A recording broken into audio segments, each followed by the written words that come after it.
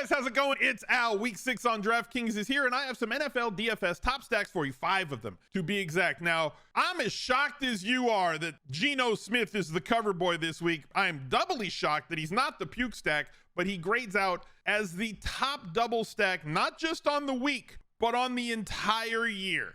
Things are upside down in 2020. If you had told me this summer that Geno Smith was going to be the cover boy on a top stacks video, I would have slapped you before you could get to the period in that sentence. But life comes at you really fast, and here we are in week 6. So let's go. He's a legend.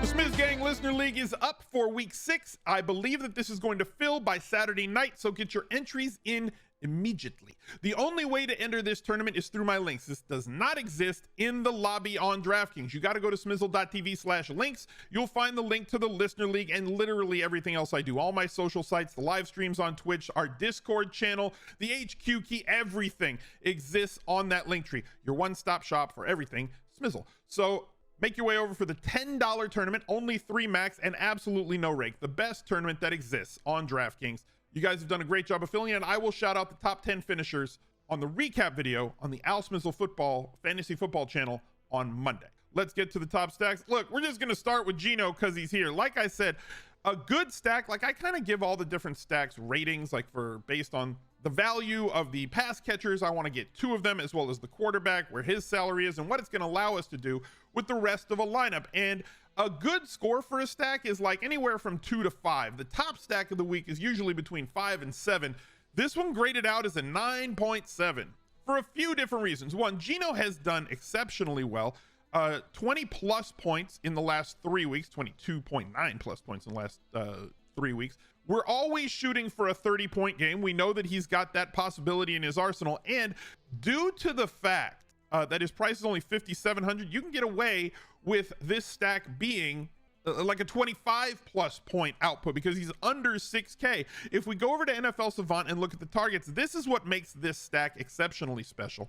1, DK Metcalf sitting with 28.8% of the target market share. Tyler Lockett at 23%. Over 50% of his targets are going to 2 guys. So if you're going to double stack, it's very easy to get there. Now, yeah, sometimes he's going to pepper Will Disley. Not pepper. He's going to throw like 1 or 2 balls his way. He'll throw 1 or 2 balls Noah Fant's way. They don't really throw the ball to their running backs, like 2-3 targets a game to the running backs. So once they get in close, guess what? All the touchdowns that they throw to in the red zone go to DK Metcalf and Tyler Lockett. 57% of the targets in the red zone are headed to these 2 guys. So all of the targets for that floor on DraftKings with the full PPR and bonuses go to those 2 cats, and they're not priced up either. This is going to be the best value double on the year, and it's going to be extremely popular because the main place that everybody wants to go is the Chiefs Buffalo game, and double stacking and bringing back that game is going to be extremely expensive. Okay, because it's going to be extremely expensive, you're not going to be able to fit anything else. Where stacking this game allows you to get a secondary stack from Kansas City and Buffalo, and I also think it's going to be the most populous one. So like tough spot to fade in the second highest game total, 51.5, projects to be very close against the Cardinals, whose defense has not been very good, and Seattle's defense is not very good, but Arizona's offense is very good. So this could very easily be a 60 plus point IRL game between these 2 teams, and the more touchdowns, the better it is for stacking. So you're going to come through these 2 most often. If you really need to leverage off of it, maybe remove one of them for one of the tight ends. If you want to go that route, just understand that you have a really low floor. When you do that, you're begging for touchdowns. And Ken Walker, the third, stepping into the highest volume role because of the injury to Rashard Penny, is also going to be really high. So like all of the Seahawks are going to be played. I would not be shocked if people just onslaughted this game, meaning going with Geno, Walker, Metcalf, Lockett, bringing it back with 1, if not 2 guys on the other side, as we saw. I think Hoop won the Millionaire Maker with an onslaught from the Seattle-Detroit game, going with one of them and maybe bring it back with another value play here. And then you have a premium running back and wide receiver that you can go with. This game is going to be massively played. Let's head over to Underdog Fantasy and play one of these pick'em cards that they have. You can use promo code ALSMIZZLE, that's one word, ALSMIZZLE, and get up to $100 deposit bonus on your first deposit to the site. You can play a fantasy parlay card, essentially. Sorry, it's a pick'em card. We're going to go over 74.5 receiving yards for Tyler Lockett. We're going to go over 260 5.5 passing yards for Geno Smith and over 49.5 receiving yards there, because overs are more fun. I'm not going to play unders.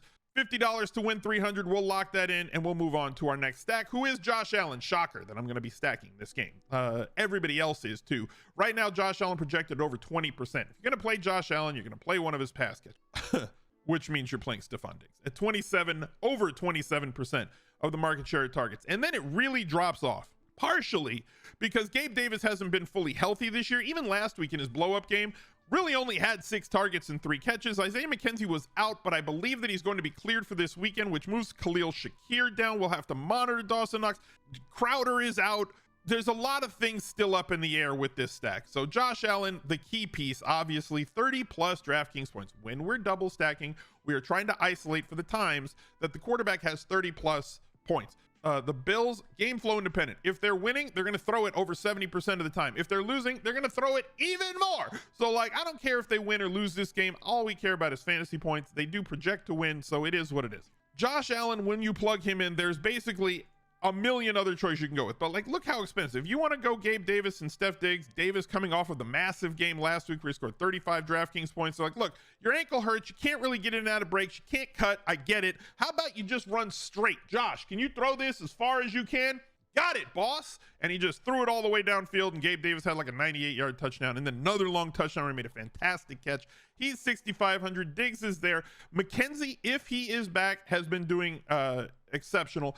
Every single one of these players has massive touchdown upside. Now, Knox was a limited participant in practice on Wednesday. That's better than being full out, but as you know, Wednesday practice reports do not really affect me. I don't think about them all that much. Thursday and Friday are the ones that actually matter. If Knox is still out on Thursday, or if he is still limited on Thursday, monitor the Friday practice report, because if he is out, one, he's only 3,400. So if he plays, you have touchdown upside there. If he's out, we got 5 targets from Quintin Morris last week. He is still under 3,000 at 2,800. So he provides you with another value option, and then bring it back with whatever the hell you want on Kansas City this week. Next stack, Tom Brady grading out very well. Look, the last 2 weeks, this is the Tom Brady that we want for fantasy. One, he's still extremely efficient when he has wide receivers that can get open. When he doesn't have those wide receivers that can get open, he's less efficient. He throws for less yards. They don't throw it as many times because Tom Brady can't carry a team anymore. He can facilitate extremely well when he has wide receivers that have skills to get open. And in the last couple of weeks, we've seen couple of things happen. One, Mike Evans is back from getting kicked out of a game and then getting suspended for a game, and Chris Godwin also back, giving Brady 16 targets to throw to the last 2 weeks to him, and Mike Evans being back with his 18 targets. This is the main 2 guys in this passing game. But also, don't you think, Al, that if those guys are all back, that Leonard Fournette's gonna see less targets? No, he has 18 the last 2 weeks. He has 24 the last 3 weeks. Leonard Fournette, even though they have dropped his usage to like under 65% of the running back snaps on Tampa Bay, the better this offense is, the better Leonard Fournette's fantasy outputs are going to be. The more they can move the ball, the more sustained drives, the more trips to the red zone, the better it is for Leonard Fournette, 7,400. If you want to include him in your Brady stacks, I don't hate it, because the one thing that I look for if I'm going to include a running back is that they have projectably 15% or more of the target share on that team. Russ Gage leading because he's been there basically every single game, but he's going to be like 3rd or 4th, probably 4th in targets, behind Mike Evans, behind Chris Godwin. And then because of the concussion suffered by Cam Brake, Cade Otton has done very well the last 2 weeks. He still provides a value option for you here at 2,900. 4 targets in the game. That Brate left early. 10.3 DraftKings points last week at 2,900. You could use him as a value option. Look, if you plug these 2 in, you have a very cheap stack that allows you an awful lot of money that you can then use on Seattle players or Buffalo Chiefs players. Like, that's really the key, is to get to those types of plays this week. If you have not already, please take a second and donate $1, $5, $10, $100, whatever you can afford, to No Kid Hungry through our link at smizzle.tv/charity. We're trying to raise $100,000 this NFL season for No Kid Hungry. But here's the caveat. Every $10,000 that the community raises, that's you, I will match $10,000 up to $50,000. That's my part. Together, we'll raise $100,000 for food insecure kids across America, as No Kid Hungry is providing school breakfast and lunches as well as at-home care to those same food insecure kids all across this country. So if you enjoy the content, if you've profited, go to smizzle.tv/charity. It's also available through smizzle.tv/links, and donate today. I would greatly appreciate it. It will help us get to our goal. And look, we get to play daily fantasy. We have some disposable income, some expendable income. Let's do something good with it together. Lamar Jackson is my number 4 stack on the week. He's 8,100 and extremely expensive. However, we've seen what Lamar can do, the breaker of slates, with 48 and 43 points in weeks 2 and week 3. Couple of tough games against Buffalo and Cincinnati. Now gets a little bit of a softer landing spot against the New York Giants. If you plug him in, depending on what site you use for projections, it doesn't matter. Mark Andrews is a good play.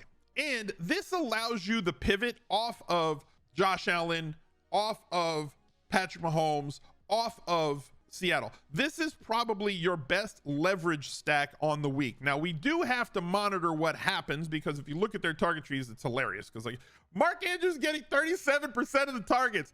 Nobody gets 37% of the targets on their team, but he does. And we have Rashad Bateman, who missed last week, which opens up a lot more targets for somebody like Devin Duvernay, who also returns kicks. Isaiah Likely will do a little bit of thing, and then it's like absolutely nothing after that. But like, everybody is cheap on this team.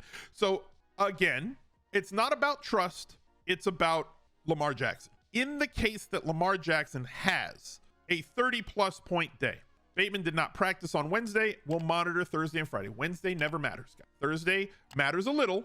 Get your ears up a little bit. Friday, if he does not practice Friday, he's probably not going to play. And if he does not play, that opens up a 4,700 Devin Duvernay, who had 7 targets last week, 5 targets a week before. If you were drafting him late in drafts, great. He has big playability as well, with a 54-yard touchdown. Sorry, a 25-yard touchdown here, a 21-yard touchdown here. Every game this year, he has caught over a 20-yard pass. So he does carry big playability with him, and never is going to deal with double coverages. Teams are going to try and bracket Andrews, but it's not like it's doing anything. 10 double-digit targets in 3 of 5 games, 4 touchdowns on the year, 18.8 DraftKings points. There's 2 tight ends on this slate that have slate-breaking ability, and it's Mark Andrews, and it's not Dobbins. It's Mark Andrews, and it's Travis Kelce. If Bateman is there, I prefer Bateman to Duvernay, but I will accept Duvernay in any of these stacks. If he's not, the guy who played on the other side was Robinson, but he really didn't do anything last week against Cincinnati. He's just not a super skilled wide receiver, and it just kind of is what it is. If you wanted to plug in Likely and go 2 tight end, I don't advise it. I try to stick this as close to the center as possible. So if Bateman plays, I'm going to go with Bateman as my secondary, but I'll allow Duvernay in some of them. I'm locking Andrews to Lamar, because if Lamar has a 30-point day, Andrews had a monster day as well. He ceilinged, which is going to give you advantage against everybody else who played at tight end in the event that Travis Kelce does not ceiling in that game against the Bills. This is your best leverage stack on the week. And rounding things out, the puke stack. I never thought that I would use the Rams as the puke stack, but here we are. The Rams are the puke stack on the week. Believe it or not, if you know, like 20 points is his highest DraftKings day on the year. He was pressured. He dropped back 42 times last. He attempted 42 passes. He was pressured on like 48% of his dropbacks in week 5 against Dallas. Now, Carolina has a pretty strong defense. They're going to get after him a little bit. Hopefully, he can come in here and do something. And I'm going to tell you why. Again, this is a leverage situation, and it's going to force you to build differently. Because in the case that you use Matthew Stafford, you're probably going to use this dude because he's pretty good and receiving about 34% of the target market share. And then it drops down to Tyler Higbee, and a tight end receiving 24% of the market share is absolutely absurd. Tyler Higbee is leading, I believe is it him or Ertz that's leading the league in terms of targets and receptions for tight ends? It's very close on both of them, whatever it is. Don't fact check me, but like 24% is very, very high. And then it's a massive drop off. You're not playing Ben Skowronek. Also, I need a petition, okay? I said this 2 weeks ago. It's at the point where it's really just pissing me off. Ben Skowronek wears number 18. Ben Skowronek has the exact same body type, height, body shape as Cooper KUPP. It is not fair, and it is not okay that Ben Skowronek wears number 18, which looks very much on the field, especially on TV, like the number 10 that Cooper KUPP wears. It's not okay. Every time Ben Skowronek gets a target, I'm like, that's another Cooper KUPP target. Oh, wait, that's Skowronek. Damn it. He needs to change his number. Ben Skowronek needs to be number 81. Like, just flip it. If he's 81, we don't make that mistake anymore. But he's 18, and it sucks. It's not cool. I know what you're doing, Ben, and I'm not okay with it. So basically, I'm tying Cooper Kupp. Ignore this questionable. They have to, if somebody is limited or anything in a Wednesday practice, they have to mark him as Q. Like, Coach McVay came out, and obviously, yes, I don't trust Sean McVay, but he's like, look, we had to give him a questionable tag because they weren't at practice, because they were in the training room, but like, they're going to play on Sunday. So like, assuming Cooper Kupp is playing, his 9,700 forces you into different spots. I'm also going to play mostly Tyler Higbee with him, but I'm tying Cooper Kupp to Stafford, because in the case that Stafford has a 25 or a 30-point DraftKings day, Cooper Kupp is going to eat y'all, and that's just the way that it goes. Now, Cooper Kupp is the guy that they target against zone, because he's one of the best zone wide receivers in the league, maybe like almost in history, for somebody that gets the volume that he gets. What they also don't do is they do not target Allen Robinson when other teams play zone. Remember week 1 against Buffalo, who played like 95% zone against him? He got 2 targets. All of his targets are coming against man-to-man defense. No team in the league plays more zone than the Carolina Panthers, which means that this could be a very big day for Cooper Kupp. Tyler Higbee also has been getting a lot of plays run for him as the primary or the secondary option, and they don't go anywhere else. If you want to sprinkle in some Skowronek with your Cooper Kupp, fine. If you want to sprinkle in some Allen Robinson, like, that's dangerous, and just hope that he gets end zone targets and converts them, something he has not done yet. But this double stack here is going to differentiate you a ton because of how much salary you're eating up on Cooper Kupp to force you to get different from where everybody else is going from that Chiefs game. So another leverage stack. I prefer the Baltimore one, but this one is just fine too. Thank you guys for watching. Look out for another video right there. He's a legend.